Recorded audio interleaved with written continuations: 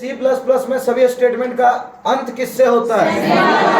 ठीक लगाते जाइएगा, जो लगाए हुए एक बार समझते जाइएगा।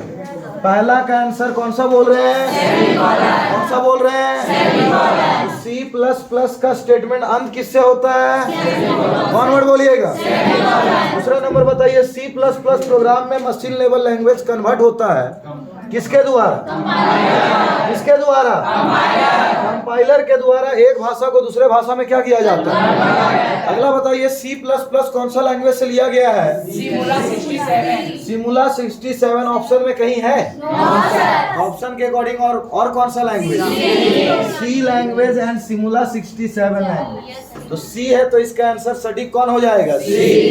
इंपॉर्टेंट क्वेश्चन है, इस तरह का एग्जाम में क्वेश्चन बहुत बार पूछा भी है। फिर बताइए, which one of the following is not a features of C plus plus? इसमें से कौन सा फीचर्स नहीं है किसका?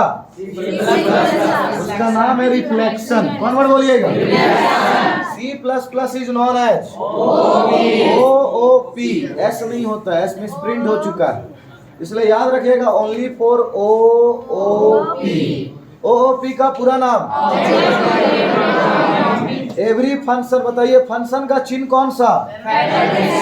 फंक्शन का चिन्ह, फंक्शन का चिन्ह सियाउड एक प्रकार का क्या है? सियाउड एक प्रकार का, सियाउड एक प्रकार का एक क्लास का वैल्यू दूसरे क्लास में ले जाने वाला प्रक्रिया का नाम इनहेरी। Transfer of data one class to, transfer of data one class to is known as. Header file का पहचान किससे? हेडर फाइल का पहचान।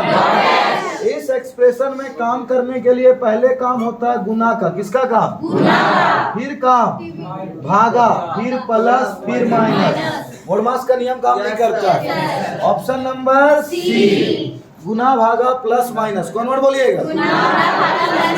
असाइनमेंट ऑपरेटर कौन सा है? ए।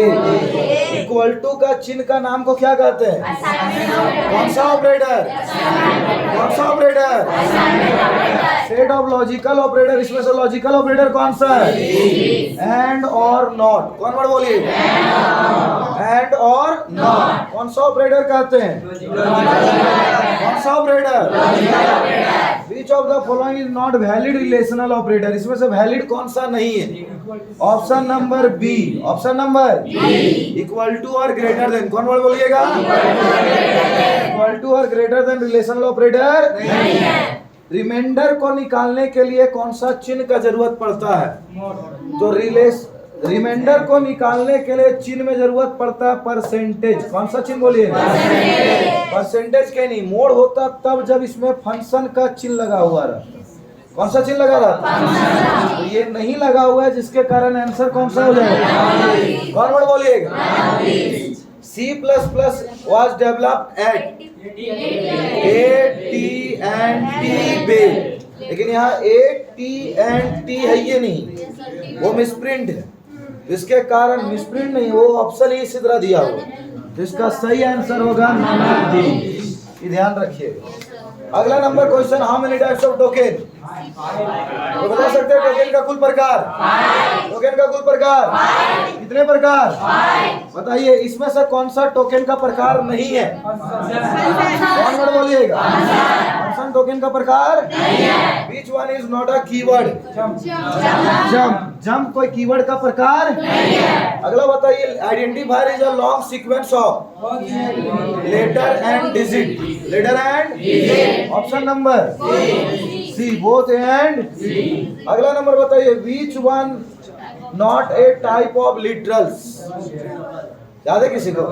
लिटरल्स चार प्रकार का होता है, integer, floating, character, string. Integer, floating, character, तो इसमें कौन वर्ड आ गया?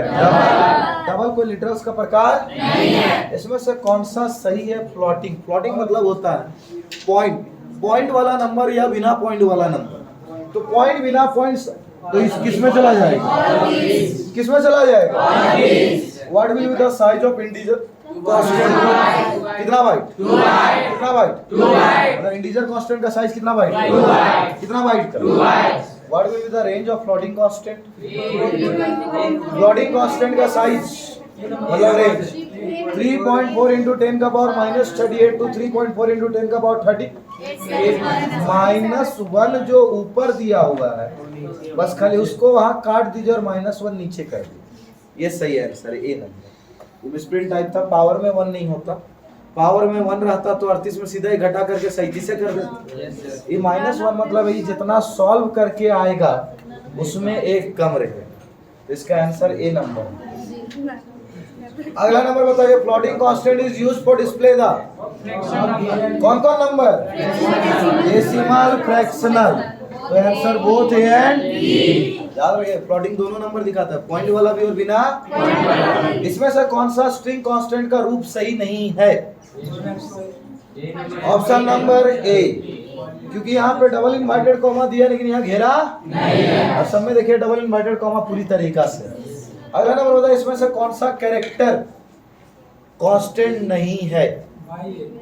कैरेक्टर कांस्टेंट जो नहीं है वो डी नंबर। कैरेक्टर का काम होता है सिंगल इन्वर्टेड कॉमा और एक अक्षर को रखना, इसमें टोटल अक्षर क्या दिख रहा है? 2, जिसके कारण ये कैरेक्टर कांस्टेंट नहीं है। अगला नंबर बताइए, which is used for null character? Null character का पहचान स्लाइस 0, कौन वर्ड बोलिएगा? कौन वर्ड बोलिएगा? विच is used for slice T? कौन सा टैब? कौन सा टैब? हॉरिजॉन्टल, हॉरिजॉन्टल, याद रहेगा। अगला नंबर होता है, what will be the size of गोकुल at the rate dash B के 20। गोकुल में कुल अक्षर 5 गो हो गया, एट द रेट 6 7 8 9 10 11 तो अक्षर हो, एक एक्स्ट्रा जोड़ दीजिए, कितना बाइट? कितना बाइट? अगला बताइए, which one is not types of punctuator? C, at the rate. At the rate कोई पंक्चुएटर का प्रकार नहीं है। अगला नंबर बताइए, इसमें से लॉजिकल एंड किसको कहते हैं? B number. 2 बार एंड रहता है तब लॉजिकल एंड, एक बार रहता है जिसका नाम होता है एड्रेस ऑपरेटर। कौन सा ऑपरेटर?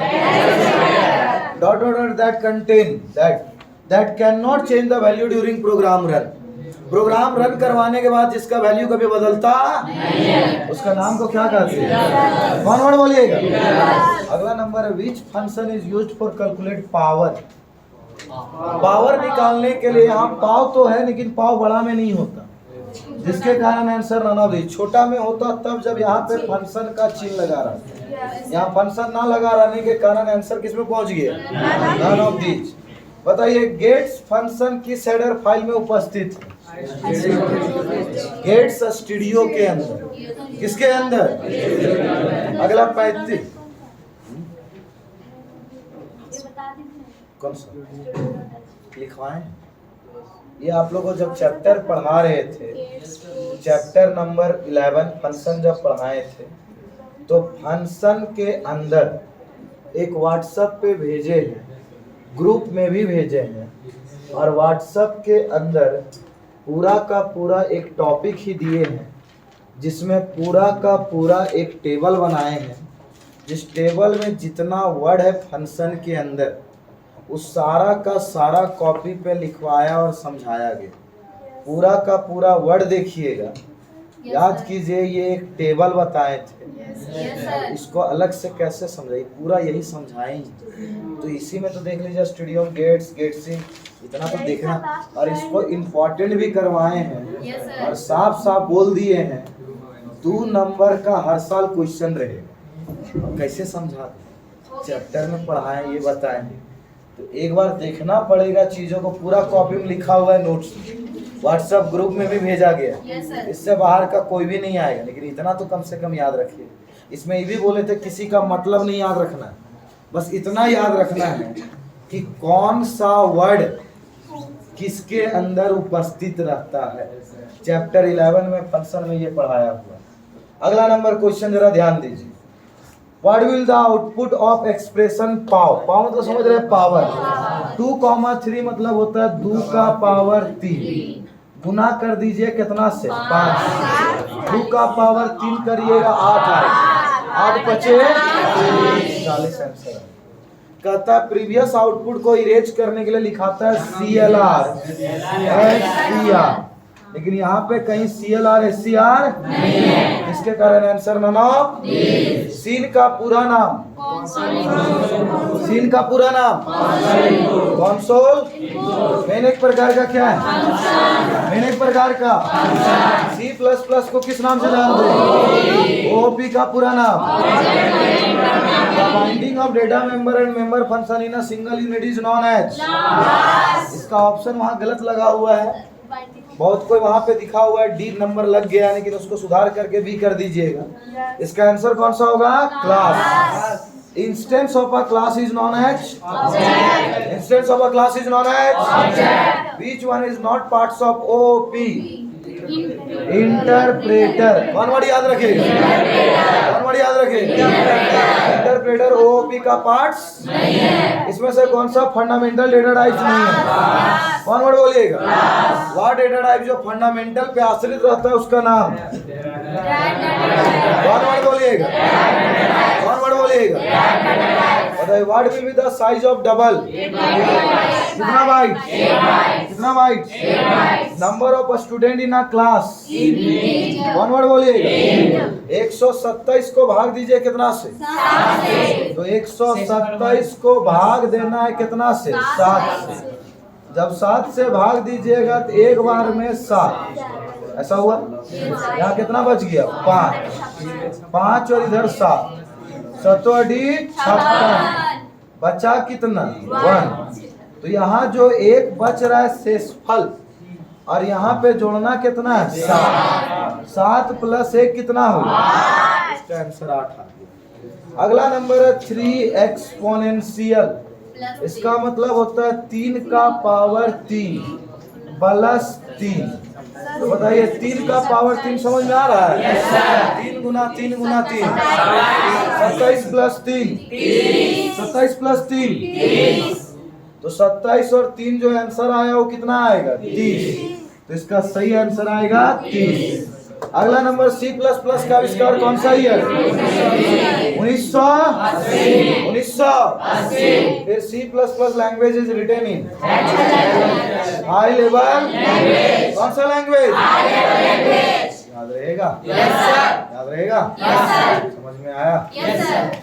तो यहाँ तक रहा आपका सेट। बाकी सारा आप लोग को 1 बाय 1 यूट्यूब पे सारा का सारा सेट प्रैक्टिस और इम्पोर्टेंट क्वेश्चन भी दिया जाएगा। एक एक करके कम से कम दिन भर में 10-15 मिनट का समय इसी तरह ज़रूर निकाल लीजिएगा। और YouTube पे जो वीडियो अपलोड होगा उसको ज़रूर से ज़रूर देख लीजिए। चैनल का नाम बताइए, गोकुल CMS लिखा हुआ है, गोकुल कंप्यूटर साइंस भी लिखिएगा। तो गोकुल का जितना वीडियो है YouTube पे वो सारा वीडियो आप लोग को दिख भी जाएगा। और सारा से 1 बाय 1 क्या कर सकते हैं? प्रैक्टिस कर सकते हैं। यहीं तक रहने दीजिए।